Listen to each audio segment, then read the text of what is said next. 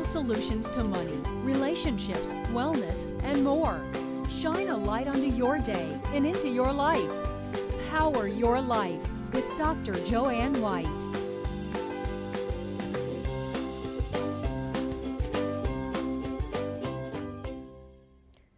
Welcome to Power Your Life. I'm Joanne White, your host, and my first guest is a world-renowned artist who has painted over 50 murals around the world.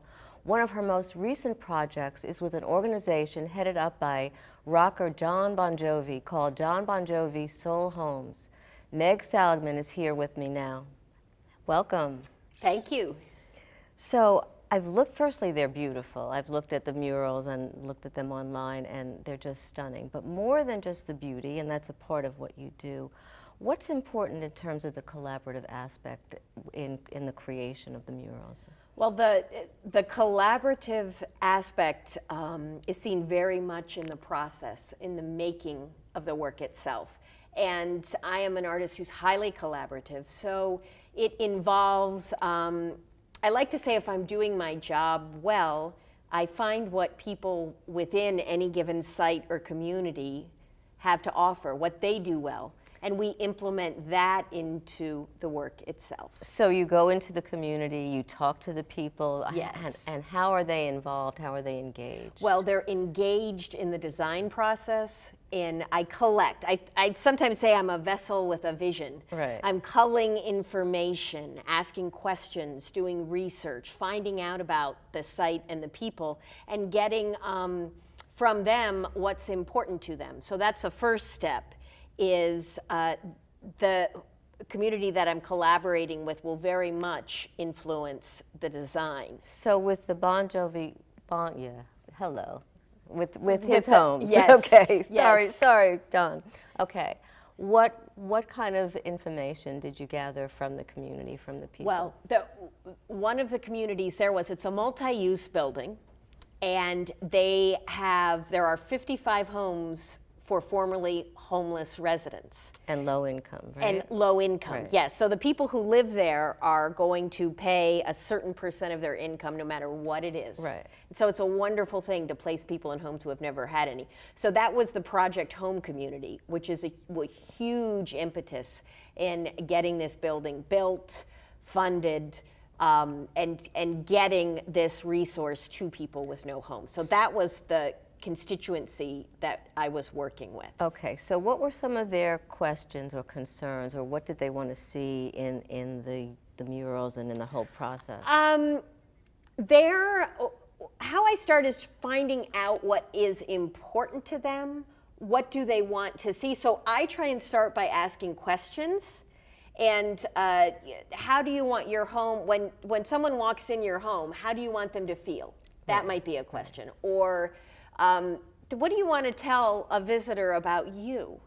What is by the yes. looks of it. And okay. this particular the Project Home Community and the people I worked with were particularly smart, had great ideas, and were quite open. They didn't come with any "we want this."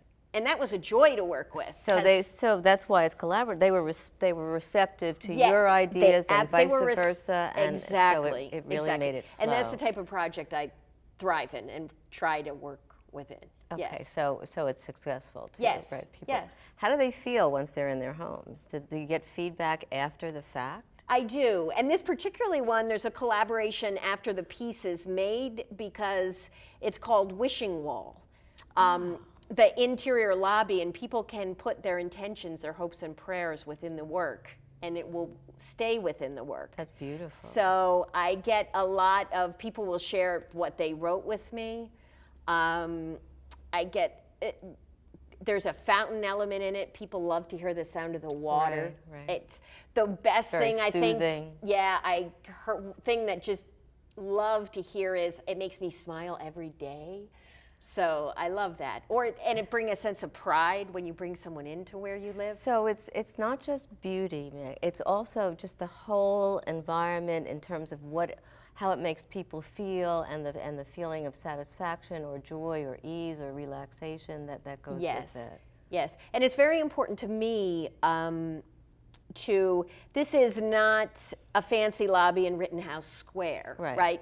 This is the best materials, best artistic practice, best we can throw at it right at 15th and Fairmount, where with a very deserving audience and people who live there. So I love that aspect of the project. That's great. So you're going to be in the Smithsonian, and I think sometime in June. And what are you talking about? What's your message there? Well, in the Smithsonian, I was asked to come specifically for mural restoration. Muralists who paint around Philadelphia has 3,000 murals. Wow. The average life expectancy of a mural could be 10 years. I So don't know what that. happens when the 10 years is up? I've had a couple that have stood the test of time and were restored. So I worked with the Getty in California, and in Omaha, Nebraska, worked with another conservation. So that's so talking about that experience. So, and you're also teaching them how to restore and what needs to go into the restoration process. Yes. Is that true? Yes. So, what's your message to the community, real fast, because we're almost out of time? My message to the community is through my art, I think, and that I believe in the importance of beauty. I believe in the importance of people gathering together to make things with their hands. So, and when the art's made, it's for them. And not only is it a beautiful sight to behold and to be involved in, but again, it brings all that wonder to the people in the community. Thanks so much, Meg. Yes, thank you. Yeah. Up next, fitness trainer Bruce Kelly is here to talk about why it's important for everyone, especially baby boomers, to stay in shape. More when we come right back.